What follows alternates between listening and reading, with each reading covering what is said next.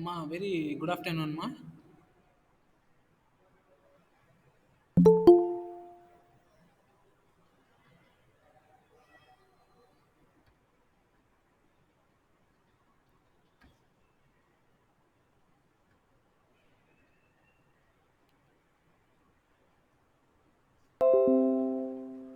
Ma, very good afternoon to all.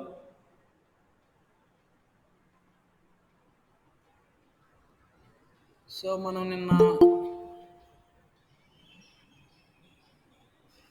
in yesterday class we have discussed and learned about the banking, like, that is commercial banking. What is banking అంటే ఏంటి? Banking ఎప్పుడు మనకి ఎక్కడ పుట్టింది? అంటే history of banking అంటే banking చరిత్ర, ఓకేనా? బ్యాంకింగ్ చరిత్ర గురించి మనం తెలుసుకున్నాం. అదేవిధంగా బ్యాంకింగ్ ఎక్కడ పుట్టింది, ఓకేనా? మొదటిసారిగా ఎక్కడ పుట్టింది, అదేవిధంగా బ్యాంక్ ఎట్లా అభివృద్ధి చెందింది, ఎట్లా విప్లవాత్మకంగా అభివృద్ధి ఎలా చెందుతూ వచ్చింది అని మనం నిన్న డిస్కస్ చేసాం. అదేవిధంగా బ్యాంకర్స్కి సంబంధించి అంటే ఎన్ని రకాల బ్యాంకర్స్ ఉన్నారు, అంటే ఎన్ని రకాల బ్యాంకర్లు ఉన్నారు. సో మనకి ఇప్పుడు ఆధునిక కాలంలో బ్యాంకుల ఆవిర్భావానికి, బ్యాంకులు అభివృద్ధి చెందడానికి, బ్యాంకింగ్ రంగం కొంచెం సస్టైన్గా డెవలప్ అవడానికి కారణాలు ఈ మూడు రకాల బ్యాంకర్లు. వాళ్ళు ఎవరు అంటే మర్చెంట్ బ్యాంకర్లు, స్వర్ణకారులు, వడ్డీ వ్యాపారులు. Merchant bankers, gold smiths and money lenders. అర్థమైందమ్మా నిన్న? ఎవరైనా చెప్పగలరా బ్యాంకింగ్ ఎప్పుడు ఎక్కడ పుట్టిందని? నిన్న మనం తెలుసుకున్నాం కదా, బ్యాంకింగ్ ఎక్కడ పుట్టింది, మీరు చెప్పండి. Hemanth and Mamata, remaining Pravalika, bank ఎక్కడ పుట్టిందమ్మా మనకి?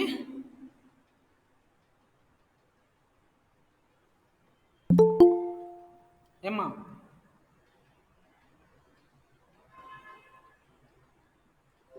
బ్యాంక్ మనకి ఎక్కడ పుట్టింది మొట్టమొదటిసారిగా? మర్చిపోయారు?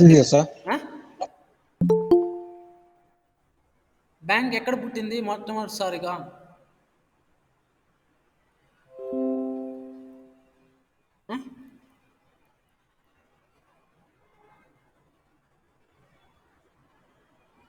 రమేష్ చెప్పు. రమేష్ అతని పేరు చెప్పు. Very good. Italy sir. Very good. So ఇటలీలో పుట్టింది, ఓకేనా? సో ఇటలీలో ఆ బ్యాంక్ పేరు ఏం పేరు? వెనిస్ ఆఫ్ బ్యాంక్, ఓకేనా? Venice of bank of Venice. Bank of Venice క్రీస్తు శకం మనకి 1157లో ఇటలీలో బ్యాంక్ ఆఫ్ వెనిస్ అనేది ఆ బ్యాంకు మనకి మొట్టమొదటిసారిగా చరిత్ర పుటల్లోకి ఆవిర్భావం జరిగింది. సో బ్యాంకు ఏ భాషలో పుట్టింది మనకి?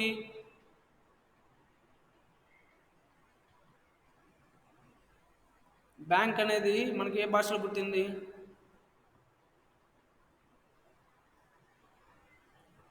Hemant and remaining others.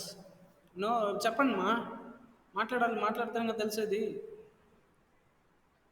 తప్ప నేర్చుకోవాలి. మాంటీ భాషలో సార్. మాంటీ అది ఏ భాష అది? Monty, okay good. బ్యాంక్కి మనకి మాంటీ అనేటువంటి వర్డ్ మనకి పుట్టింది ఏ భాషలో నుంచి పుట్టింది అది? జర్మన్ భాష సార్. నాట్ ఇటలీ భాష. ఇటలీ భాష నుంచి మనకి మాంటీ అనేటువంటి పదం అనేది పుట్టింది. నువ్వు చెప్పినట్టు జర్మనీలో జర్మన్ భాషలో దానికి పర్యాయ పదం ఏంటంటే బ్యాంక్. మాంటీకి పర్యాయ పదం ఆపోజిట్ వర్డ్ ఏంటి? బ్యాంక్, ఓకేనా? బ్యాంక్ అనేటువంటి పదం మొట్టమొదటిసారిగా జర్మన్లో మనకి జర్మన్ భాషలో పుట్టడం జరిగింది. అది క్రమంగా ఏమైందంటే ఇటలీ భాషలోకి వచ్చే కొందికి బ్యాంకో అన్నారు. సో తర్వాత ఫ్రెంచ్ భాషలో ఏంటంటే బ్యాంకీ వచ్చింది, ఇటలీ భాషలో బ్యాంకో వచ్చింది, ఫ్రెంచ్ భాషలో బ్యాంకీ వచ్చింది. తరువాత ఆంగ్లంలోకి వచ్చే కొద్దికి ఏమైందంటే బ్యాంకింగ్, బ్యాంక్ అనేటువంటి పదంగా మనకి మారింది.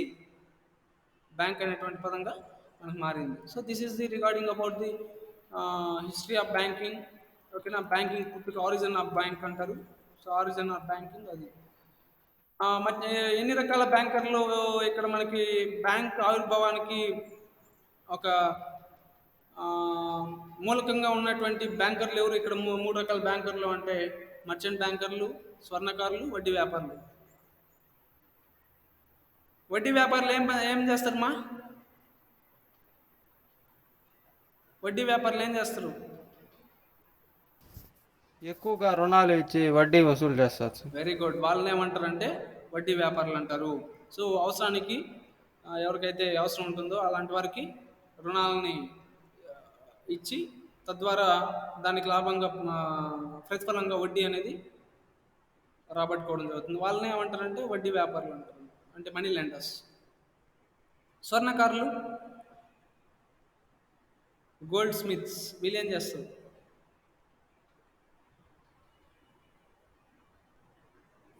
బంగారు ఏమన్నా తాకట్టు పెట్టి దానికి బదులుగా దానికి సమానమైన నగదును అప్పుగా ఇస్తారు sir. Very good. So gold smiths ఏం పని చేస్తారు?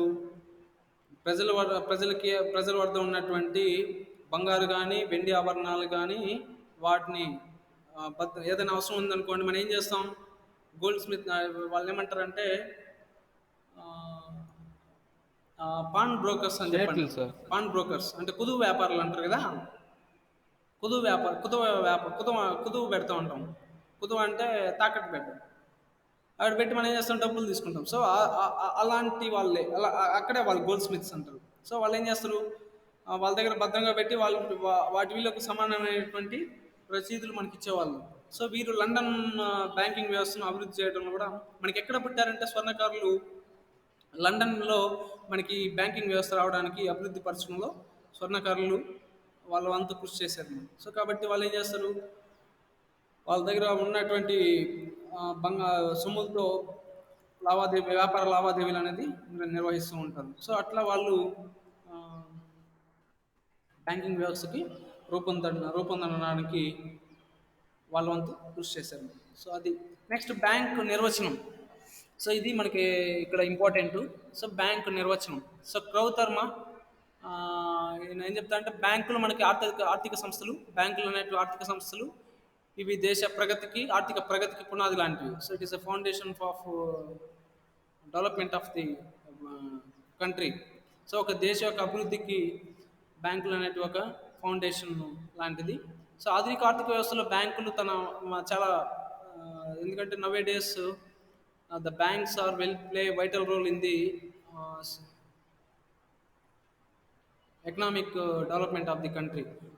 భారతదేశం యొక్క ఆర్థిక ప్రగతిని అభివృద్ధి చెందడానికి కూడా బ్యాంకులు తమ పాత్రను ఆర్థిక వ్యవస్థలో పోషిస్తున్నాయి. సో ఇటు వర్తక వాణిజ్య పరిశ్రమల అభివృద్ధికి కూడా ఇతోధికంగా మనకు తోడ్పడుతున్నాయి. సో దేశ సౌభాగ్యానికి, ఆర్థిక పురోగతికి, సంక్షేమానికి బ్యాంకులు పట్టుకొమ్మలు. చూడండి, సో దేశం యొక్క సౌభాగ్యం అంటే మనకి దేశం యొక్క సౌభాగ్యానికి, ఆర్థిక పురోగతికి అంటే దేశ యొక్క పురోగతికి ఆర్థికంగా వృద్ధి ఏర్పడడానికి, అదేవిధంగా దేశం యొక్క సంక్షేమానికి బ్యాంకులు అనేది ఒక పట్టుకొమ్మలు లాంటివి. సో బ్యాంకులు మనకి ఇక్కడ డిఫరెంట్ ఆథర్స్, ఎమినెంట్ రైటర్స్ ఏం చేశారంటే డిఫరెంట్గా మనకి డెఫినేషన్స్ ఇచ్చారు. సో ఫస్ట్ చూద్దాం క్రౌతర్. సో క్రౌతర్ ప్రకారం ఏంటంటే క్రౌతర్ మహాశయుని ప్రకారం మిగులు ద్రవ్యం కలిగినటువంటి వ్యక్తులు లేదా సంస్థల నుండి డిపాజిట్ల రూపంలో ద్రవ్యాన్ని సేకరించి అవసరమయ్యేటువంటి వ్యక్తులకు కానీ సంస్థలకు కానీ రుణం రూపంలో అందజేసే వ్యక్తి లేదా సంస్థను బ్యాంకర్ అని అంటారు. It is very very very important definition given by Crowther. So Crowther ద్వారా మనకి డెఫినేషన్ అనేది ఇవ్వడం జరిగింది.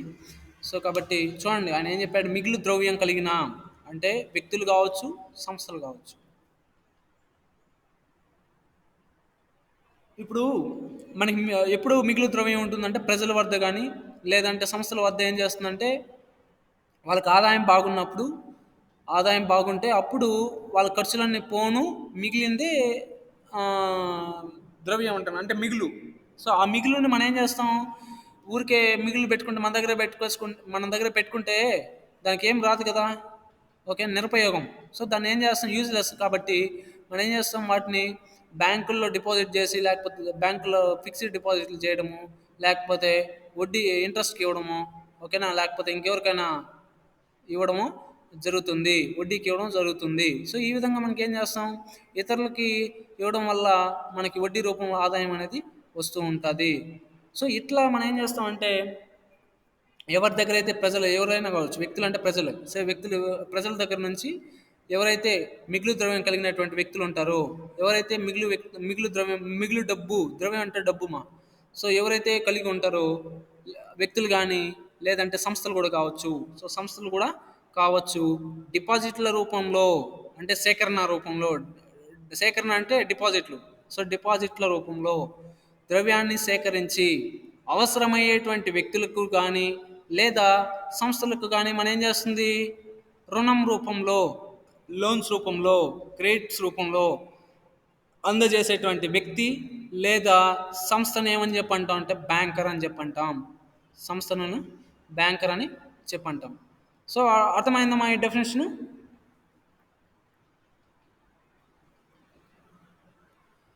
ఏమా డెఫినేషన్ అర్థమైందా?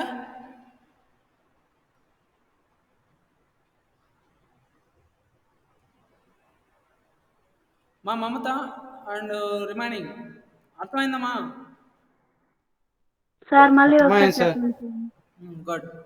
ఇప్పుడు క్రోతర్ ఆయన ఏం చెప్పాడంటే, రైటరు మిగులు ద్రవ్యం కలిగిన వ్యక్తులు లేదా సంస్థలు అంటే మిగులు ద్రవ్యం అంటే ఇప్పుడు ఎప్పుడు మిగులుతుంది మన దగ్గర డబ్బులు, ఇట్స్ ఏ కామన్ పాయింట్. ఎప్పుడు మిగులుతుంది డబ్బులు, మనకు బాగా ఆదాయం వస్తే, మనకి మంచి ఆదాయాలు బాగా వస్తే, ఖర్చులన్నీ పోను, మన ఖర్చులన్నీ పోను, ఖర్చులు పెట్టేసి మిగిలింది ఏమవుతుంది, దాన్ని మిగిలింది ఏమంటారు, మొత్తం ఆదాయం వచ్చిందమ్మా, మొత్తం ఆదాయం ఒక నెలకు వచ్చింది అనుకోండి, ఒక ఫ్యామిలీకి ఒక కుటుంబానికి నెలకి ఒక 30,000 వస్తుంది అనుకున్న ఆదాయం, ఇన్కమ్. 30,000లో నుంచి 30,000 ఖర్చులు పెట్టేస్తారు వాళ్ళు. ఏం చేస్తారు, కొంత మిగులు అనేది చేసుకుంటాం కదా, ఖర్చులన్నీ పోతాయి. ఆ నెలకి అయ్యేటువంటి నిత్యావసరాలు కానీ, గ్రాసరీస్ కానీ, అదేవిధంగా ఇంకేదన్నా హాస్పిటల్స్, హెల్త్కి సంబంధించినటువంటి వైద్యానికి, విద్య ఆరోగ్య రంగానికి మొత్తం అన్ని ఖర్చులు పోను, ఇంటి ఖర్చులు అన్ని పోను, మనకి ఏదో ఒక 10,000 మిగులుతుంది అనుకోండి. ఒక 10,000 మిగిలితే మనం ఏం చేస్తాం, మన దగ్గర పెట్టుకుంటాం 10,000. 10,000 మన దగ్గర పెట్టుకుంటామా, ఏం చేస్తామమ్మా ఉంటే సార్. ఏం చేస్తాం, 10,000 అది మిగిలినటువంటి డబ్బుని, మిగిలి ఉన్నటువంటి మన దగ్గర మిగులుతుంది డబ్బులు, అది ఏం చేస్తాం, దాన్ని బ్యాంక్ లో వేసేస్తాం సార్. అది బ్యాంక్లో డిపాజిట్ చేస్తే మనకి ఏమొస్తుంది, వడ్డీ సార్. వడ్డీ వస్తుంది. వడ్డీ ఫిక్స్డ్ డిపాజిట్లు అంటారు. ఫిక్స్డ్ డిపాజిట్ చేస్తే నీకు వడ్డీ వస్తుంది. అదేవిధంగా ఎవరికైనా అవసరంలో ఉన్నటువంటి వ్యక్తికి నువ్వు అప్పుగా ఇస్తే ఏమవుతుంది, నీకేమొస్తుంది ప్రతిఫలంగా ఆదాయం, అవసరంలో ఉన్నటువంటి వ్యక్తికి నువ్వు అప్పుగా ఇచ్చావు డబ్బులు, నీ దగ్గర ఉన్న 10,000ని అప్పుగా ఇచ్చావు అతనికి, వడ్డీ వస్తుంది. సో వడ్డీ వస్తుంది.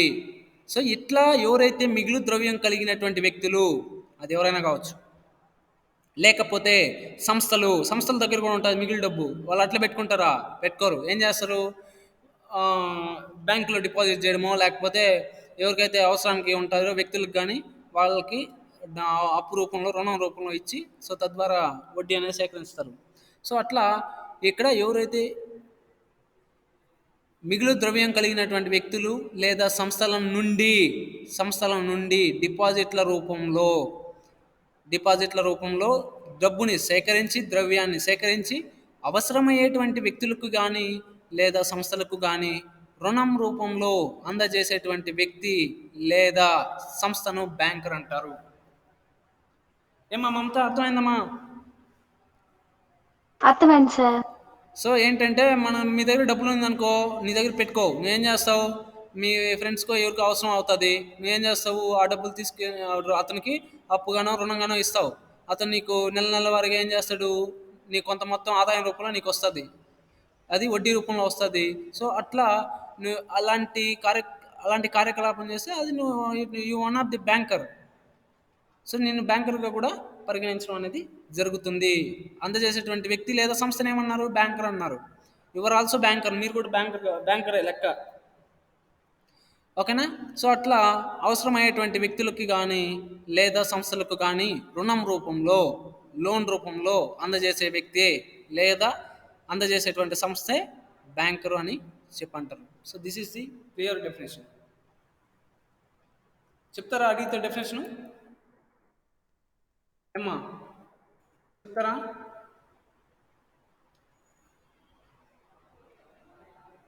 నెక్స్ట్ డిఫరెన్స్ ఇచ్చారు, ఇవన్నీ మీరు మళ్ళీ చదువుకోండి.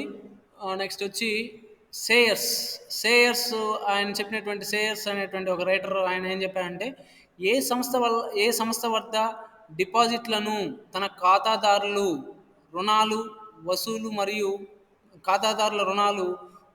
మరియు చెల్లింపులకు ఉపయోగిస్తారో ఆ సంస్థనే బ్యాంకు అని అంటారు. సేయర్స్ అనేది అదే చెప్పింది.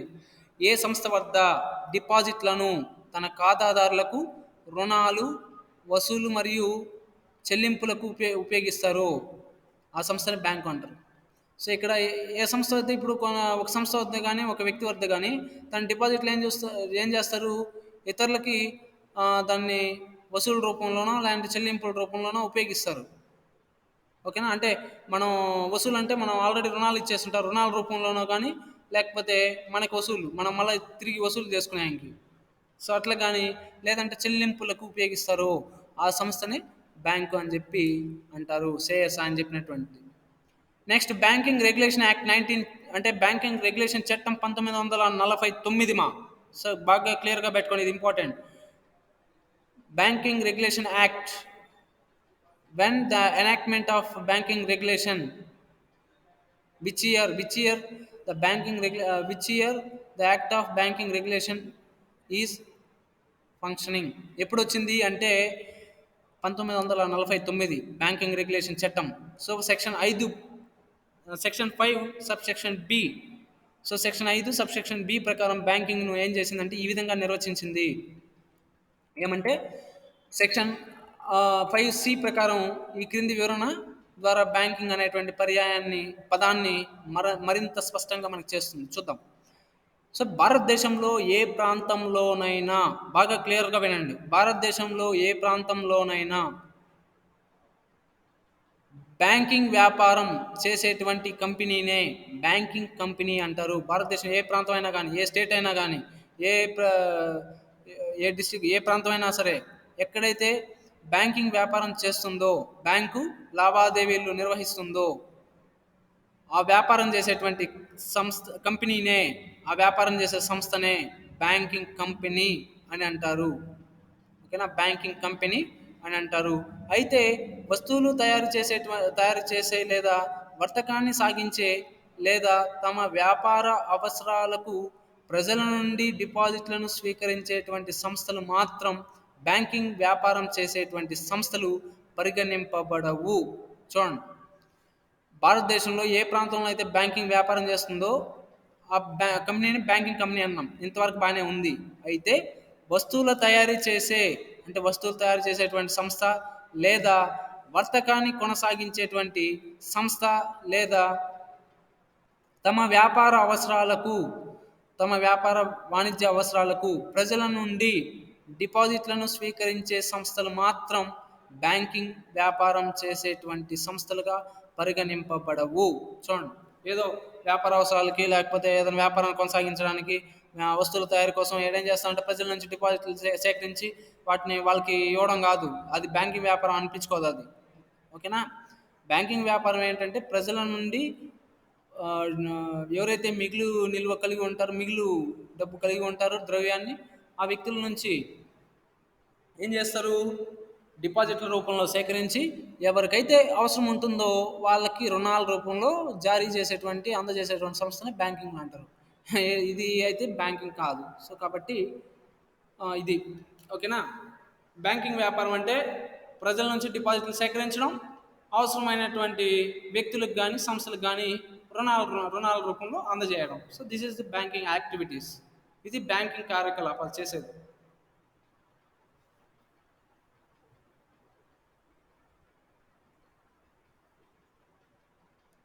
నెక్స్ట్ వచ్చి బ్యాంకింగ్ లక్షణాలమ్మా. ఇది చాలా ఇంపార్టెంట్ మనకి. అర్థమైందమ్మా మీకు బ్యాంకింగ్ డెఫినేషను? అర్థమైంది సార్. Okay good. నెక్స్ట్ మనకి బ్యాంకులు కొన్ని లక్షణాలు కూడా కలిగి ఉంటాయి. ఏంటంటే ఆ లక్షణాలు 1 by 1 చూద్దాం. సో ఇది ద్రవ్యాన్ని డిపాజిట్ల రూపంలో అంగీకరించి అవసరమైన వారికి రుణాల రూపంలో అందజేస్తుంది. Yes, absolutely correct, there is no doubt. చూడండి, బ్యాంక్ ఏం చేస్తుంది? ఇది ద్రవ్యాన్ని, ప్రజల వద్ద ఉన్నటువంటి మిగులు ద్రవ్యాన్ని డిపాజిట్ల రూపంలో అంగీకరించి, డిపాజిట్ల రూపంలో సేకరించి అవసరమైనటువంటి వారికి, అవసరమైనటువంటి వ్యక్తులకు కానీ, అవసరమైనటువంటి సంస్థలకు కానీ రుణాల రూపంలో అందజేస్తుంది. అంతే కదా మా బ్యాంక్ అంతే కదా చేసేది, ఇంకేం చేయదు కదా ఏమ్మా? అదే లక్ష్యం కదా కలిగి ఉండేది, అదే కదా లక్ష్యం కలిగి ఉండేది. బ్యాంకు ప్రజల నుంచి డిపాజిట్లను సేకరిస్తుంది, వాళ్ళ దగ్గర ఉన్నటువంటి మిగులు డబ్బుని సేకరించి అవసరమైనటువంటి వ్యక్తులకి, అదేవిధంగా సంస్థలకి లోన్స్ రూపంలో అందజేస్తుంది. So this is one type of characteristic. Next another one, ఇది పరపతిని సృష్టిస్తుంది. ఇది పరపతిని సృష్టిస్తుంది. పరపతి అంటే ఏంటి? ఎవరైనా చెప్పగలరా? పరపతి అంటే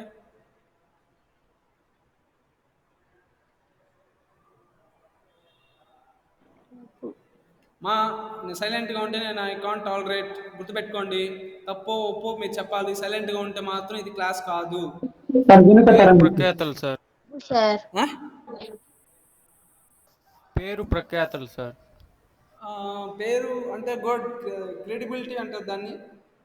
యాక్చువల్గా పరపతి అంటే క్రెడిట్ అంటారు. ఓకేనా, పరపతి అంటే క్రెడిట్, గుడ్. పేరు మంచి పేరు అది. కానీ దీనికంటే ఒక చిన్న కామన్ పాయింట్ నేను చెప్తాను, మీరు అర్థం నాకు చెప్పాలి. ఇప్పుడు మీ ఫాదర్ ఉన్నారమ్మా, మీ ఫాదర్ ఉన్నారు. సరే, మీ ఫాదరు మీకేదో అవసరం అయింది, ఇప్పుడు ఇంటికి గ్రాసరీస్ కావాలి, సరుకులు కావాలి, ఇంట్లో డబ్బులు లేదు, మీ దగ్గర డబ్బులు లేదు. ఏం చేస్తాం? వ్యాపార సంస్థకి పోతారు, మీరు ఒక ప్రొవిజన్ స్టోర్కి పోతారు. మీకు బాగా తెలుసు, మీ నాన్నకి బాగా తెలుసు అతను వ్యాపారస్తుడు. ఎందుకంటే మీ నాన్న అప్పు చేసి మళ్ళీ అప్పు తీసుకుంటే అవసరాన్ని తీసుకుంటాడు, అవసరానికి డబ్బు ఉన్నప్పుడు ఇచ్చేస్తూ ఉంటాడు, ప్రాంప్ట్గా పేమెంట్ చేస్తుంటాడు. కాబట్టి ఆ వ్యాపార సంస్థలకు నమ్మకం. సరే, కాబట్టి మీరు ఏం చేస్తారు? ఆ వ్యాపార సంస్థ దగ్గర పోయి మీకు అప్పు ఇస్తారా అని అడుగుతారు. ఈ మాటతో ఇంటికి సరుకులు కావాలి, అప్పు ఇస్తారా అంటారు. ఎవరిని చూసిస్తారు? నిన్ను చూసిస్తారా మీ ఫాదర్ని చూసిస్తారా? సార్. ఎందుకు? పరపతి చూసిస్తారు సార్. నమ్మకం ఉంది సార్. అవునా, very good.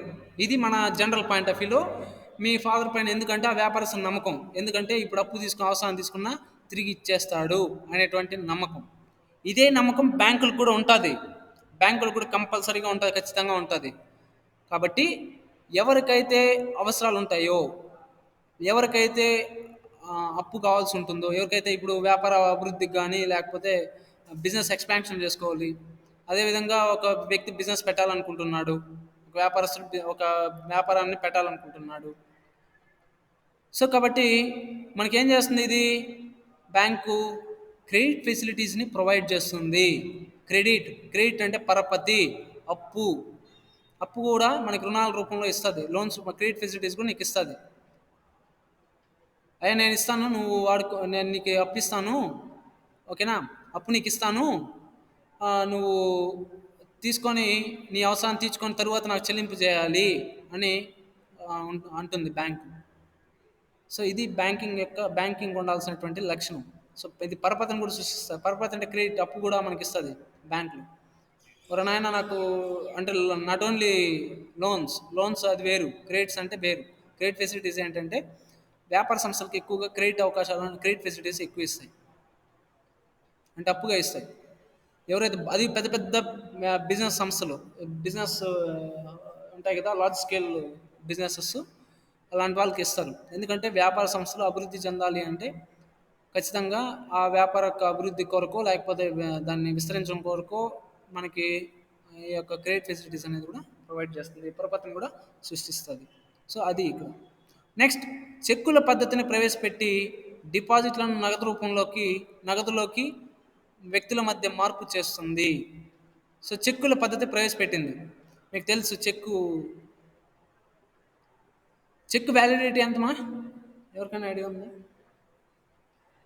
Check validity 3 months sir. Very good, 3 months. After ఇప్పుడు సపోజ్ ఇప్పుడు నేను నీకు ఒక చెక్ ఇచ్చా, ఎందుకంటే నీ దగ్గర నుంచి నేను 10,000 రూపాయలు అప్పు తీసుకున్నామా హేమంత్, విను, మా మీద వాళ్ళు కూడా వినండి. హేమంత్ నుంచి నేను ఒక 10,000 రూపాయలు 10,000 రూపాయలు నగదు తీసుకున్నా. నగదు తీసుకుంటే అది నా అవసరానికి వాడాను, ఇంకా అతనికి తిరిగి ఇచ్చేయాలనుకున్నా. సో ఇచ్చేయాలనుకుంటే నేనేం చేశానంటే ఒక చెక్కు రాసి అతని పేరు ఇచ్చా. సో దిస్ ది పేయర్ అంటాం. సో ఎవరైతే చెల్లించే వ్యక్తి. సో పలానా పేరు పైన నేను చెక్ ఇచ్చాను, పలానా వ్యక్తి పైన క్రాస్ చేసి చెక్ ఇచ్చేసాను. మన హేమంత్ పైన చెక్ 10,000 రూపాయలకి ఇచ్చాను. సో అప్పుడు ఏమవుతుంది, ఇక్కడ ఏమవుతోంది, అతని దగ్గర నుంచి నేను ద్రవ్యం అనేది నగదుని నేను తీసుకున్నాను.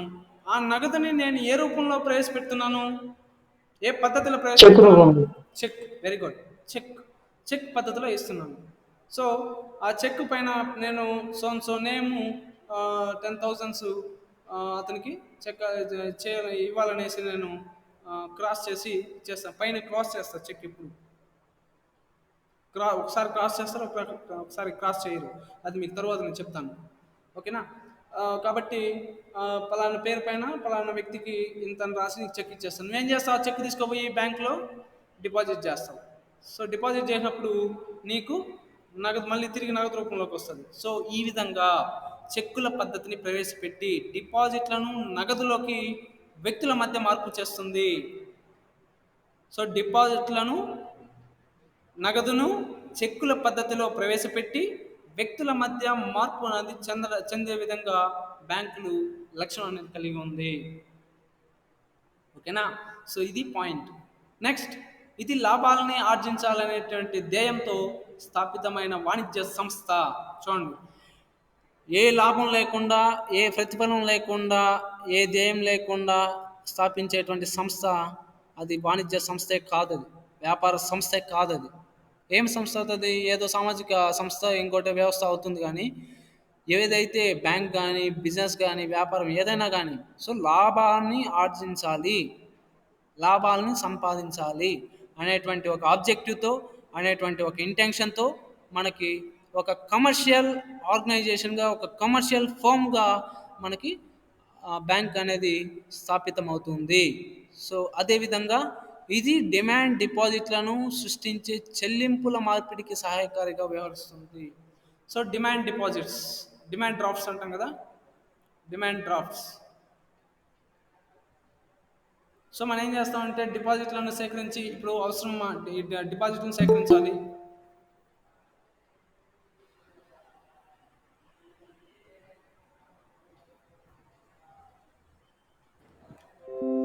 సో డిపాజిట్లని సేకరించి వాటిని ఏం చేయాలి?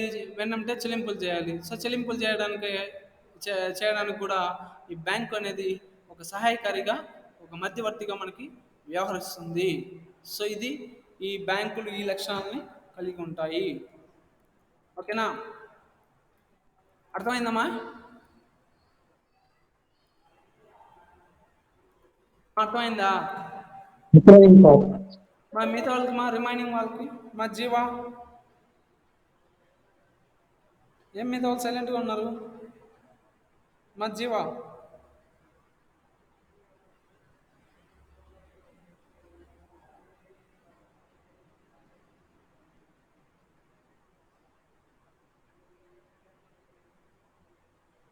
అవునా?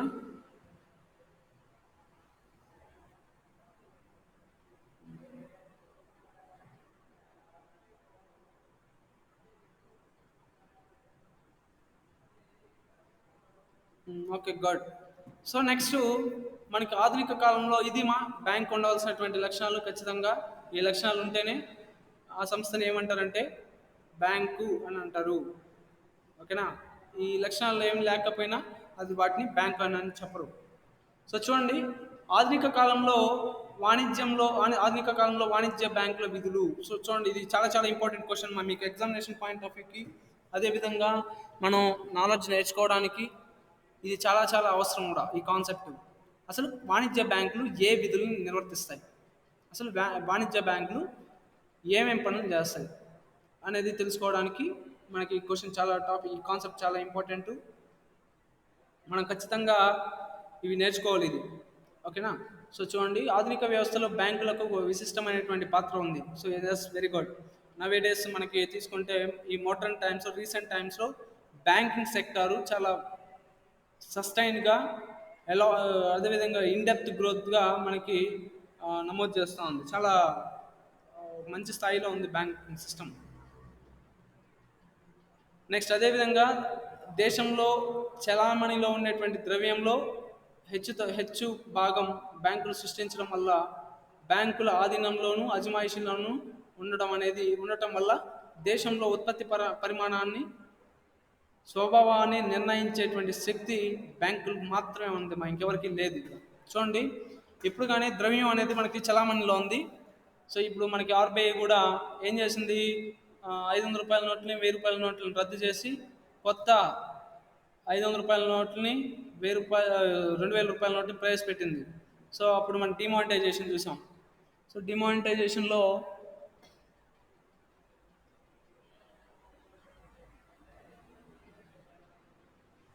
డిమానిటైజేషన్లో మనకి నోట్ల రద్దు కదా అప్పుడు జరిగింది. నోట్ల రద్దు కాబట్టి అప్పుడు ఏం చేశారంటే ఈ యొక్క ఎవరి దగ్గర అయితే అవినీతిని, మెయిన్గా కరప్షన్ ఎరాడికేట్ చేయడం కోసం, అదేవిధంగా ఈ యొక్క ఇన్ఫ్లేషన్ని తగ్గించడం కోసం, అదేవిధంగా కంట్రీ యొక్క డెవలప్మెంట్, అంటే కంట్రీ యొక్క ఫైనాన్షియల్ డెవలప్మెంట్, మన దేశం యొక్క ఆర్థిక ప్రగతి సాధించే విధంగా ఎకనామిక్ ప్రోగ్రెస్గా ఉండడం కోసం ఏం చేశారంటే నిర్ణయం తీసుకున్నారు, దాన్ని అమలు పరిచారు. కొంతవరకు సక్సెస్ అయింది, పర్లేదు.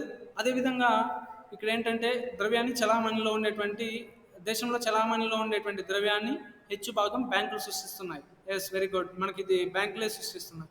అందువల్ల బ్యాంకుల ఆధీనంలోనూ అజమాయిషీలోనూ ఉండటం వల్ల దేశంలో ఉత్పత్తి పరిమాణాన్ని, అదేవిధంగా స్వభావాన్ని నిర్ణయించే శక్తులకు బ్యాంకులకు మాత్రమే ఉన్నది. చూడండి, మన యొక్క దేశంలో ద్రవ్యం పెరగాలన్నా, అదే ద్రవ్యం యొక్క విలువ పెరగాలన్నా, వాటిని కొంతవరకు తగ్గించాలన్నా బ్యాంకులకు మాత్రమే ఆ అధికారం, ఆ హక్కులు అనేది ఉన్నది. అదేవిధంగా దేశంలో ఒక ఉత్పత్తి పరిమాణాన్ని కూడా పెంచాలి అని అంటే వాటిని నిర్దేశించేటువంటిది కూడా ఈ బ్యాంకింగ్ వ్యవస్థనే. నెక్స్ట్, వ్యక్తుల నుండి, సంస్థల నుండి డిమాండ్ చేసిన వెంటనే తిరిగిచ్చే షరతులపై డిపాజిట్లను స్వీకరించడం. చూడండి, వ్యక్తుల నుండి, సంస్థల నుండి డిమాండ్ చేసిన వెంటనే. సో మనం ఏం చేస్తాం, ఇప్పుడు సపోజ్ మనం ఇప్పుడు కనుకోండి, మనం 10,000 రూపాయలు బ్యాంక్లో డిపాజిట్ చేస్తుంటాం. ఎందుకు బ్యాంక్లో డిపాజిట్ చేసామంటే బ్యాంకు మనకు చెప్తాడు ముందుగానే, మీరు ఎప్పుడైనా when ever you can ask me, I will give you your entire amount, which amount you can deposited into our bank. So మా బ్యాంక్లో మీరు డిపాజిట్ చేసినందుకు గాను ఎందుకు మీరు డిపాజిట్ చేస్తారు అంటే బ్యాంకులు ఎప్పుడైతే కస్టమర్ కానీ, లేకపోతే సంస్థ కానీ, ఫర్మ్ కానీ డిమాండ్ చేసిన వెంటనే తిరిగి ఇచ్చేటువంటి కండిషన్ పైన, ఓకేనా, రీబ్యాక్ చేయాలి. సో ద ఎంటైర్ రీబ్యాక్ amount who is deposited in the bank, that bank will take the decision when the customer will demand to the bank. Ultimately the bank can repay. So the bank can get back their amounts, get back their deposits when he demanded, when the customer demanded, when the firm demanded. ఎప్పుడైతే firm demand చేసిన, సంస్థ demand చేసినా నాకు కావాలి, నాకు ఇప్పుడే నా డబ్బులు నాకు కావాలి అని అంటే it's like a demand. So నేను ఆ డిపాజిట్స్ని నేను విత్డ్రా చేసుకుంటున్నాను. Yes, I want to need that deposit, నాకు ఆ డిపాజిట్ చాలా అవసరం. సో కాబట్టి నేను విత్డ్రా చేసుకుంటున్నాను, నా అమౌంట్ నాకు తిరిగి ఇచ్చేసేయండి అనేటువంటి ఒక షరతు పైన ఏం చేస్తాయి, వెంటనే బ్యాంకులు కానీ వ్యక్తులు కానీ డిమాండ్ మేరకు బ్యాంకులు తిరిగి ఇచ్చేటువంటి షరతును అంగీకరిస్తున్నాయి. కాబట్టి ప్రజల నుంచి డిపాజిట్లను స్వీకరిస్తున్నాయి. సో తద్వారా బ్యాంకుల పట్ల నమ్మకం అనేది కలిగి ఉంది. నెక్స్ట్, వ్యాపారస్తులకు, ఉత్పాదక సంస్థలకు పరపతి సౌకర్యాలు కలగజేయడం బ్యాంకుల విధులలో ముఖ్యమైనవి. సో ఉత్పాదక సంస్థలు అంటే ఏదైతే వస్తువులను ఉత్పత్తి చేస్తాయో వాటిని ఉత్పాదక సంస్థలు అంటారు. వ్యాపారస్తులు ఏం పని చేస్తారు, వస్తువుల్ని కొనుగోలు చేయడం, అమ్మకాలు చేయడం. సో ఇది వ్యాపారస్తులు చేసేటువంటి పని. అదేవిధంగా వీళ్ళకి ఏం చేస్తాయి, బ్యాంకులు పరపతి సౌకర్యాలు అనేది కూడా కలుగు చేస్తాయి, పరపతి సౌకర్యాలు అనేటివి అందజేస్తాయి. సో ఆ విధి బ్యాంకులకు చాలా ముఖ్యమైనటువంటి ఒక విధిగా మనం చెప్పుకోవచ్చు. ఎందుకంటే వ్యాపారాన్ని విస్తరించుకోవడం కోసం, అదేవిధంగా ఉత్పాదక సంస్థల్ని వేరే ఒక రంగంలో పెట్టుబడులు పెట్టడం కోసం ఏం చేస్తారంటే వాళ్ళకి క్రెడిట్ ఫెసిలిటీస్ ఇస్తారు. ఓకే, అప్పు అనేది వాళ్ళకి ఆ సౌకర్యాలను కలిగజేస్తారు బ్యాంకులు. సో అలా కలిగజేయడం వల్ల ఏమవుతుంది, బ్యాంకులకు పెద్ద మొత్తంలో వడ్డీ రూపంలో వాళ్ళకి వస్తూ ఉంటుంది ఆదాయం. సో కాబట్టి అదొక విధి. నెక్స్ట్, బ్యాంకులు తీసుకునేటువంటి సంస్థలే కాక, బ్యాంకులు అప్పులు తీసుకునేటువంటి సంస్థలే కాక రుణాలను మంజూరు చేసే సంస్థలు కూడా. చూడండి, బ్యాంకులు అప్పులు తీసుకోవు, అప్పులే తీసుకునే సంస్థలే కాదు, ఓకేనా, రుణాలు మంజూరు చేసే సంస్థలు కూడా మనకి బ్యాంకులు అని చెప్పుకోవచ్చు. సో అప్పు ఇచ్చే వారికి, తీసుకునే వారికి మధ్యవర్తిగా, ఇంటర్మీడియట్గా పనిచేస్తుంది. సో చూడండి, అప్పు ఇచ్చేవారికి, తీసుకునే వారికి ఒక మధ్యవర్తిగా బ్యాంకు అనేది ఉంటుంది. సో దేశంలో నిద్రాణంలో ఉన్న పొదుపులను సమీకరించి వాటిని పెట్టుబడిగా ఉపయోగించే వ్యాపార సంస్థలకు రుణాలుగా ఇస్తాయి. చూడండి, నిద్రాణం అంటే నిరుపయోగంగా ఉన్నటువంటి పొదుపులు, అంటే ప్రజల దగ్గర ఉన్నటువంటి నిరుపయోగంగా ఉన్నటువంటి పొదుపులను సేకరించి వాటిని ఎవరైతే వ్యాపార సంస్థలు ఏం చేస్తాయి, వ్యాపార కార్యకలాపాలు నిర్వహించడం కోసం, అదేవిధంగా వ్యాపారాన్ని సుస్థిరం చేసుకోవడం కోసం, వ్యాపారం విస్తరించుకోవడం కోసం అలాంటి వారికి పెట్టుబడిగా ఇవ్వడం అనేది జరుగుతుంది. ఆ పెట్టుబడిగా రుణాల రూపంలో కూడా మంజూరు చేస్తాయి. సో రుణాల రూపంలో మంజూరు చేస్తాయి. సో మనకి ఇది మా మెయిన్గా వచ్చి వాణిజ్య బ్యాంకులు నిర్వహించేటువంటి విధులు.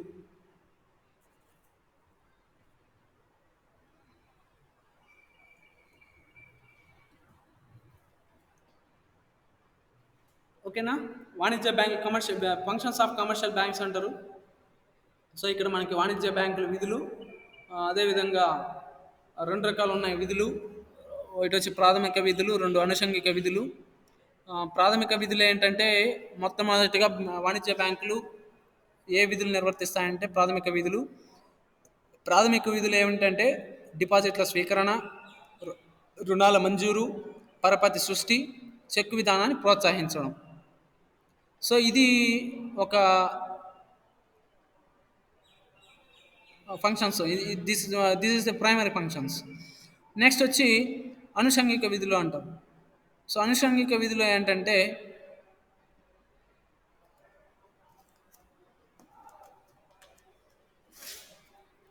దీంట్లో వచ్చి మనకి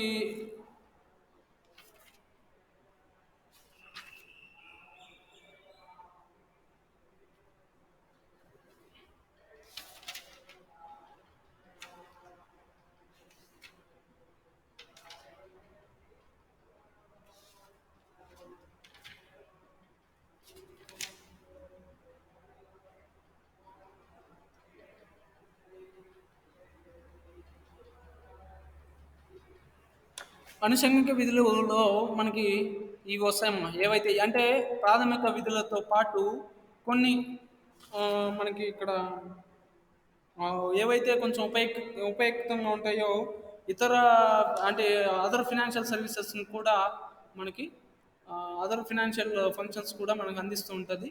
ఏదంటే ఏజెన్సీ సేవలు, ఓకేనా, ఏజెన్సీ సేవలు, సాధారణ ప్రయోజోపయోగ ప్రజోపయోగ సేవలు, అదేవిధంగా నూతన సేవలు.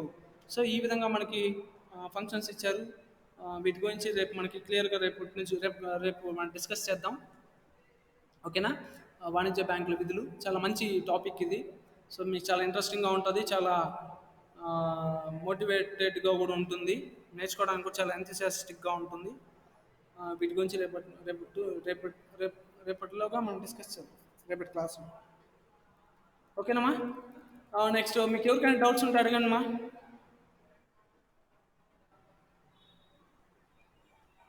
ఏమ్మా? Anyone can ask your doubts. ఎవరైనా అడగచ్చు.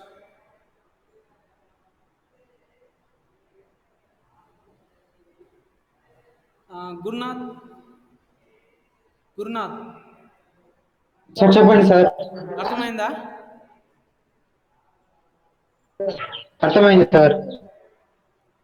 మా ప్రౌళిక అండ్ జీవా,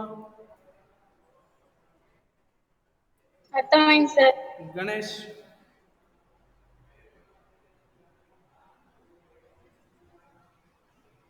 గుడ్. హేమంత్,